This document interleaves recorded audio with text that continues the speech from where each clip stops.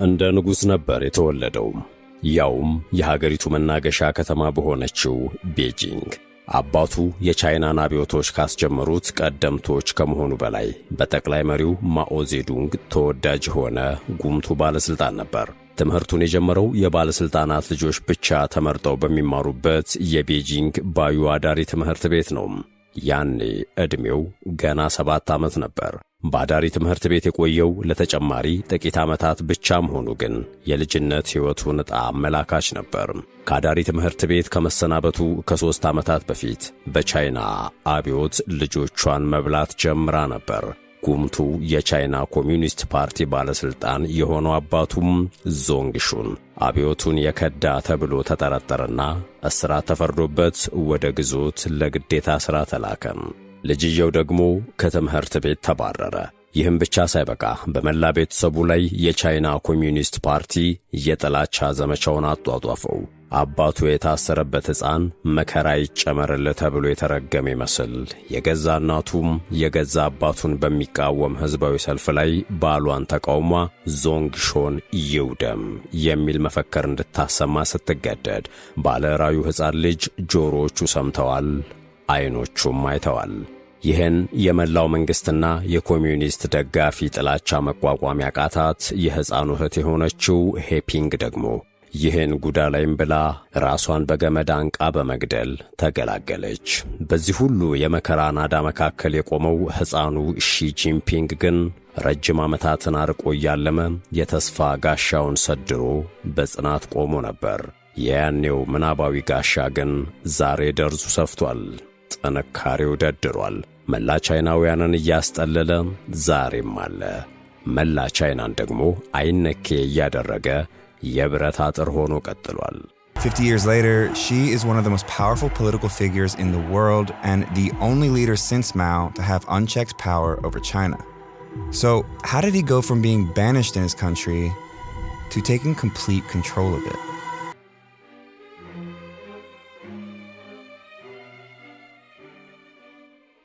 ሰላምና ጤና በመላው ዓለም ለምትገኙ የመሿለኪያ ሚዲያ ቤተሰቦች፣ ለዛሬ በመከራ ውስጥ ጸንተው በማለፍ ሀገራቸውን አይደፈሬና እጅግ ኃያል ስላደረጉት መሪ አስገራሚ የሆኑ ጉዳዮችን እናወጋቸዋለን። ወደ ዝግጅቱ ከማለፋችን በፊት የተመረጡ ተረኮቻችን ለሌሎች የሚደርሱ ዘንድ ይህን ቪዲዮ ላይክ በማድረግና ለቻናሉ አዲስ የሆናችሁ ደግሞ ሰብስክራይብ በማድረግና የደውል ምልክቷን በመጫን የአብሮነት ድጋፋችሁ አይለየን እያልን እስከ ተረካችን ፍጻሜ አብራችሁን ቆዩ የሚለው የአክብሮት ግብዣችን ነው።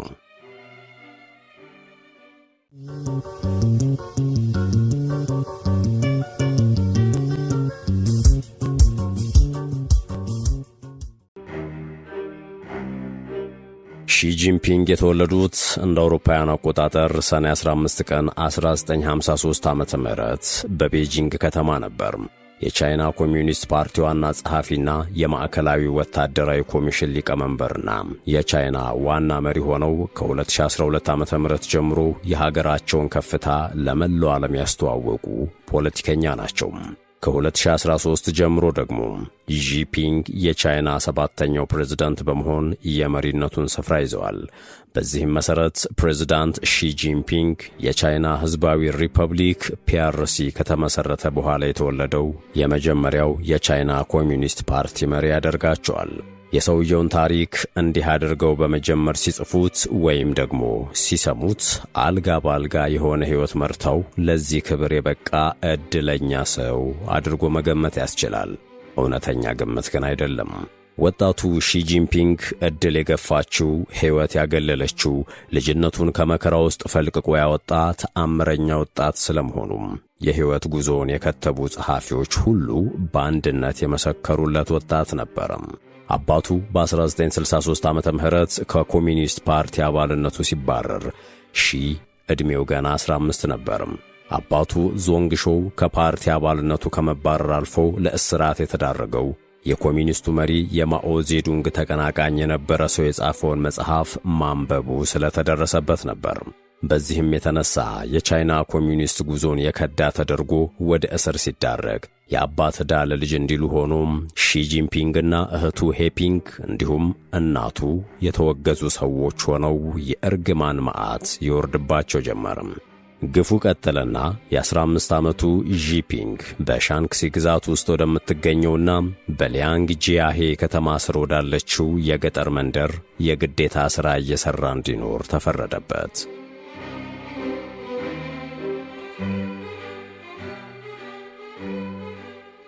ለ7 ዓመታት የተፈረደበትን የግዴታ ሥራ ሲሠራ መደበኛ የመኖሪያ ቤት ባለማግኘቱም በዋሻ መሰል መኖሪያ ውስጥ ለመኖር ተገዷል። ይህ እንዳለ ሆኖ ግን ሺጂንፒንግ አባቱን አሰናብቶ እሱን ለግዴታ ሥራ የወረወረውን በቀለኛ ኮሚዩኒስት ፓርቲን በድጋሚ ለመቀላቀል ለ10 ጊዜያት ያህል ማመልከቻ ቢያስገባም የአባቱ ወንጀል ታሪክ ከመዝገብ ቤት ወጥቶና የለበሰው አቧራ ተራግፎ እየተገለጠም ጥያቄውን ውድቅ ለማድረጊያነት ጥቅም ላይ ውሏል። በመጨረሻም ከብዙ ውጣ ውረድ በኋላ አቅሙን በተረዳ አንድ የፓርቲ አባል ጥቆማና አስተያየት በ1974 ዓመተ ምህረት ላይ ሺ በአባልነት ተቀባይነት ሊያገኝ በቅቷል። ሺጂንፒንግ በሊያንግ ጂሃይ ውስጥ በምትገኝ የገጠር መንደር ለግዴታ ሥራ በተሰማራበት ወቅት ከምግብ እጦት ጀምሮ በሕይወቱ ከፍተኛ ፈተናዎችን አሳልፏል። ስለ ወደፊት የፖለቲካ ሕይወቱ የወጠነበት አጋጣሚ አድርጎ ሳይጠቀመው አልቀረም ይባላል። በዚያን አስቸጋሪ ወቅት በአስራዎቹ ዕድሜ ውስጥ ያለው ሺጂንፒንግ ፈተናውን በጽናት ማለፉ አስደናቂ ብቻ ሳይሆን የሆነውን የመቀበል ትዕግሥትም አብሮት እንደነበረ ይነገራል። ለዚህም ምስክር የሚሆነው በግዴታ ሥራ ላይ ሳለ በየቀኑ ለተወሰኑ ዓመታት ለሚሆን ጊዜ በትከሻው ላይ ወደ 100 ኪሎ ግራም የሚጠጋ ስንዴ የያዙ 2 ቅርጫቶችን ተሸክሞ በተራራማ መንገድ ላይ ለ5 ኪሎ ሜትር ያህል በእግር መጓዝ ይጠበቅበት ነበር። ስለዚህ መከራን ታግሶ የማለፍ ጥበቡም ከመንግሥት ሞዴል የተማረ ወጣት ተብሎ በመመረጥ የሞተር ሳይክል ሽልማት ተበርክቶለታል። ነገር ግን ይህን የሞተር ሳይክል ለግሉ ከመጠቀም ይልቅ በልዋጩ መንግሥት በመንደሩ ነዋሪዎች ጥቅም የሚሰጥ በእጅ የሚገፋ ትራክተር፣ የስንዴ መፈልፈያና የመፍጫ ማሽን እንዲሁም የውሃ መሳቢያ ፓምፕ እንዲሰጠው ጠይቆ ተሳክቶለታል። የሕዝቡን ልብ መሳብ የቻለውም ተግባራዊ ለውጥ ባመጣባቸው መሰል ሥራዎቹ ነበር።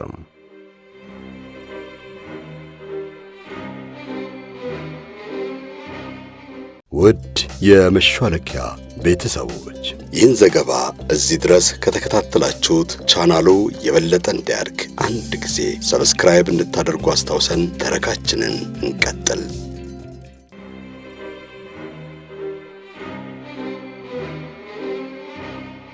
ከሰፊዋና ከሰለጠነችው የቤጂንግ ከተማ በድንገት ተነስቶ ወደ ገጠር የተላከው ሺ የገጠር ቆይታው በጨመረ ቁጥር የገጠሬነት ሕይወቱን እየወደደውና ለመንደሯ ድሃ ነዋሪዎች አዘኔታ እየተሰማው መምጣት የቻለ ሲሆን ለፓርቲው ያቀረበው ጥያቄ ተቀባይነት ሲያገኝም የነበረበትን የገጠር መንደር የሚያስተዳድረው ሊያንግ ጂሃይ ከተማ ላይ የኮሚዩኒስት ፓርቲው ቅርንጫፍ ብርጌድ ሊቀመንበር ሆኖ ሊሾም በቅቷል። ምንም እንኳን የገጠሩ ኑሮ ከባድ ቢሆንበትም ይህን አጋጣሚ አቅሙን በማሳየት ረገድ እንዴት መጠቀም እንዳለበት በተግባር ከማሳየት አልቦዘንም ነበርም።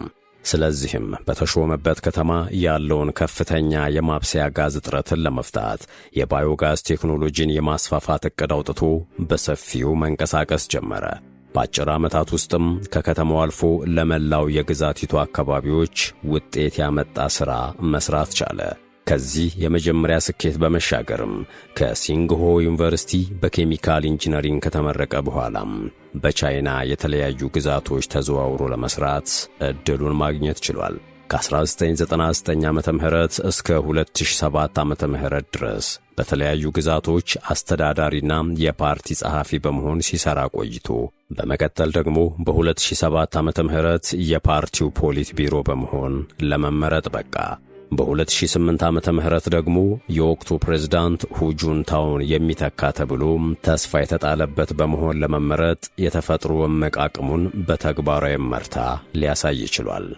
በመጨረሻም አንቱታን ባጎናጸፏቸው የምክትል ፕሬዝዳንትነትና የምክትል ሊቀመንበርነት ቢሮዎች ወጥተው በመጋቢት 14 2013 ዓመተ ምህረት የፕሬዝዳንታዊ ቢሮውን ሊቆጣጠሩ በቅተዋል።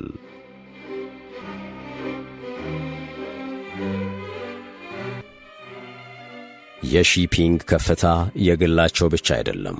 ይልቁንም የቻይና ሕዝቦችና የሀገሪቷ ዘርፈ ብዙ ከፍታዎች ጭምር ነው።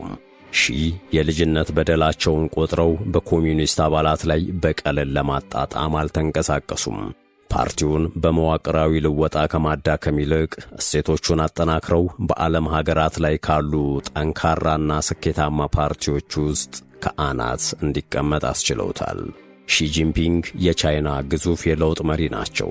የዓለም የፖለቲካ የኢኮኖሚና ማኅበራዊ ለውጥ ተመራማሪዎች በየዘርፎቻቸው ቻይና ተሳክቶላታል ወይ የሚለውን ጥያቄያቸውን ከጠየቁ በኋላ መልሱን የሚያገኙት ሺ ጂንፒንግ ስለሚችል ቻይናም ትችላለች በሚለው አንድ አረፍተ ነገር ነው።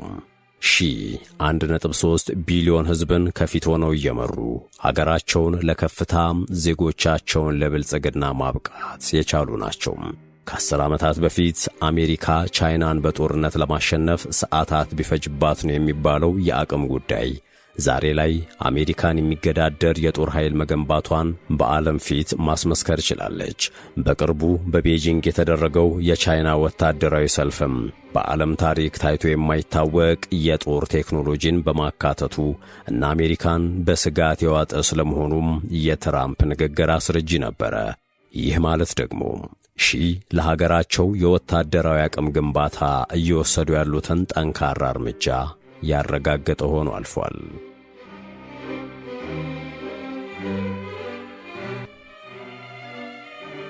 ሺ የሚመሯት ሀገር በየዓመቱ በሚሊዮን የሚቆጠሩ ዜጎች ከድህነት መላቀቅ ብቻ ሳይሆን የሀገር ውስጥ ምርት እድገትም ከ10 ትሪሊዮን ዶላር በላይ ሆኗል። በዓለም ቀዳሚ የውጭ ንግድም በቻይና እጅ የተያዘ ነው። የኢኮኖሚ እድገቱም በየዓመቱ በ6.5 በመቶ እየጨመረ ይገኛል። ሺ ጂንፒንግ ወደ ፕሬዝዳንትነት በመጡ ዓመት ያስተዋወቁት የቤልት ኤንድ ሮድ የተሰኘው ፕሮጀክት ቻይናን ከእስያ ከአውሮፓና ከአፍሪካ በማገናኘት የሚፈጠር የኢኮኖሚና የንግድ ልውውጥ ዞን ሲሆን በ20 ሀገራት ውስጥ ቢያንስ 56 ካምፓኒዎችን የሚያሳትፍ ሆኖ ከ18 ቢሊዮን ዶላር የሚበልጥ መዋለ ንዋይ የፈሰሰበት በመሆን ታላቅ ልህቀት ለቻይና የምጣኔ ሀብትና የንግድ ስኬት ያስመዘገበ መሆንም ችሏል።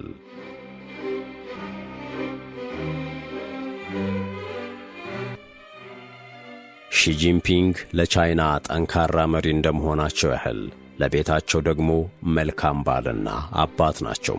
በትርፍ ጊዜያቸው መጽሐፍትን የሚያነቡት ፕሬዝዳንት ጂፒንግ የራሽያ ጸሐፊዎችን ሥራ ምርጫቸው እንደሚያደርጉ እንዲሁም የእግር ኳስ ጨዋታዎችን ከመዝናኛነት ባለፈ በቻይና ባህልና ቢዝነስ ውስጥ ከፍተኛ ስፍራን እንዲይዝ የማስቻሉን ሥራ በሰፊው በማከናወንም ጉልህ ሚና አላቸው።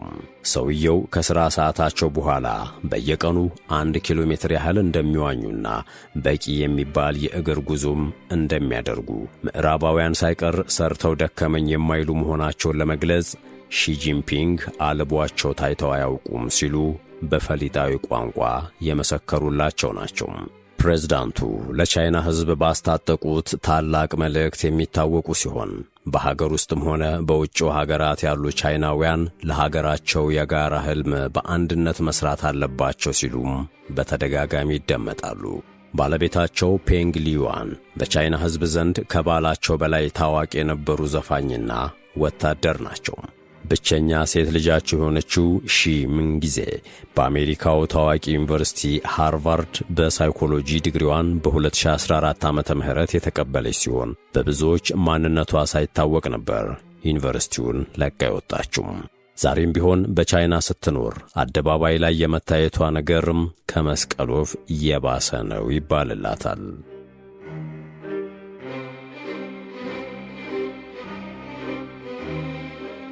ወደ ሺ የፖለቲካ አቅም ስንመለስ ለማሸነፍ ብቻ ነው የሚጫወቱት የሚባልላቸው ፕሬዝዳንቱም ስለ ግል ሕይወታቸው ያጠኑ ሰዎች የጂፒንግ ነፍስ የተፎካካሪ መሆን እምቅ አቅም አላት ሲሉ ይገልጿቸዋል።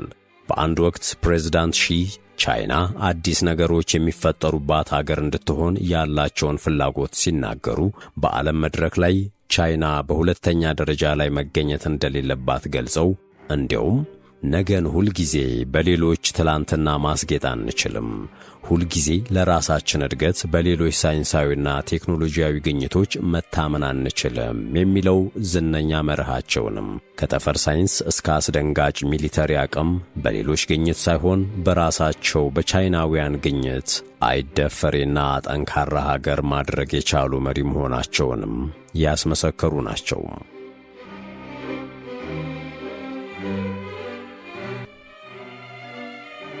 ውድ የቻናላችን ቤተሰቦች የዛሬው ተረካችን የተከታተላችሁት ይመስል ነበር። አዳዲስ ተረኮችን ወደ እናንተ ለማድረስ በየቀኑ ከታሪክ መረጣ እስከ ኤዲቲንግ ላለው እጅግ አድካሚ ሂደት ክፍያችን የእናንተ ላይክ እንዲሁም ሰብስክራይብ ማድረግ ነውና ይህንን ቪዲዮ ላይክ እንድታደርጉልን እንዲሁም ቻናሉን ሰብስክራይብ ያላደረጋችሁ ደግሞ ሰብስክራይብ በማድረግና የደውል ምልክቱን በማብራት እንድታበረታቱን እንድትደግፉን ከጎናችሁ ነን እንድትሉን እየጠየቅን እስከ ዝግጅታችን ፍጻሜ አብራችሁን ስለነበራችሁ ምስጋናችን ከልብ ነው። ሰናይ ጊዜ